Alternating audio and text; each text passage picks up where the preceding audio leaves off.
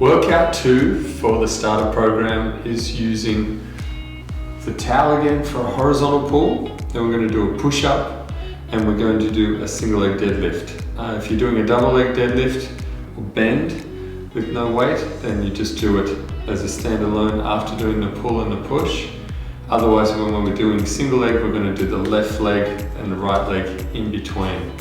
So we're going to start out with the horizontal pull. Now I've got this step here. Now you could use a chair. Now the reason for the step or chair is if your towel isn't long enough for you to get a good angle on that horizontal pull.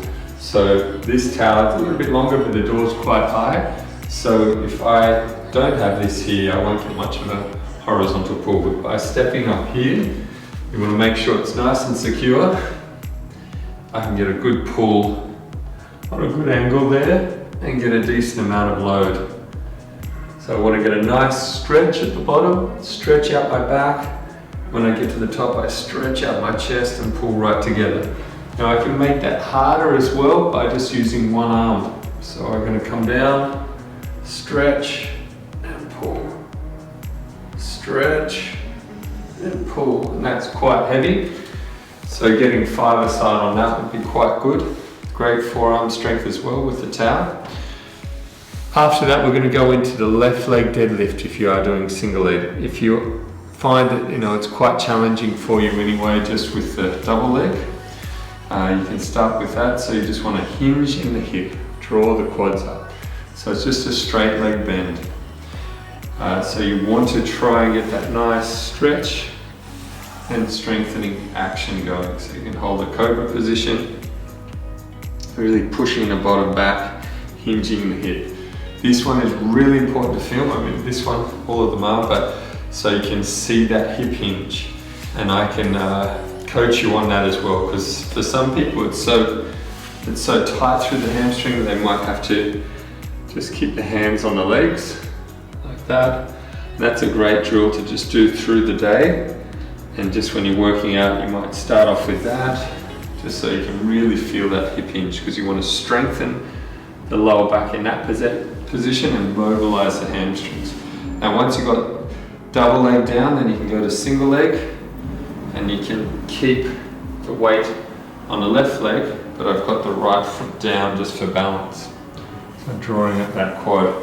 Then you can go into doing it in a balanced version, which is much harder. There's a lot more stability involved in the ankle. So after doing the left leg, we're going to go into the push-up. So we're going to rest before we go into the right leg. So here, coming down to the ground, you can just go on the knees to start with. And getting nice and deep, stretching that chest out, coming up nice and high. Stretch out, right down, push up. You can aid the stretch as well by coming down and getting that active lift off. That way you're getting full range. You want to make sure here that you get nice and deep.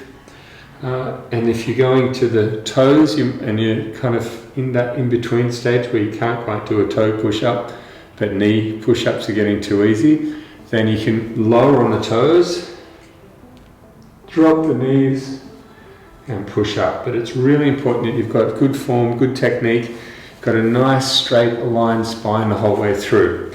And then you can progress to the toes, getting good clean form, getting that stretch, pressing right up, pushing right through. So you want to make sure that you can feel that full range. Now, if that's too easy, all you've got to do to make it heavier is move the shoulders forward.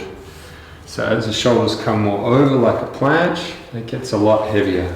So even just a little bit more forward, and that's going to make it a lot heavier on the upper body.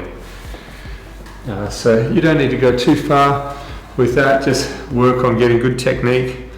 If you can build up to 10 reps for 5 sets in this workout, so you're doing the same as the previous workout, 30 seconds for the pull, 30 seconds for the left leg, 30-second push-up. Then we go into the right leg for the bend. So you want to draw that quad up, whichever version, if you're doing that one, or if you're doing the single leg, then squeezing that quad up, stretching out that hamstring. Just want to get a nice rhythm to it, and getting your 5 reps out, and then go back to the pull. They can work really well just to prepare your tissues to prep for heavier lifting. If you're getting some equipment and you're going to get more into this, then that's going to work out a lot better by having some extra external load, so some dumbbells or a barbell. But getting into these to start with will make a huge difference, and just start out with the version that's right for you. Don't force it.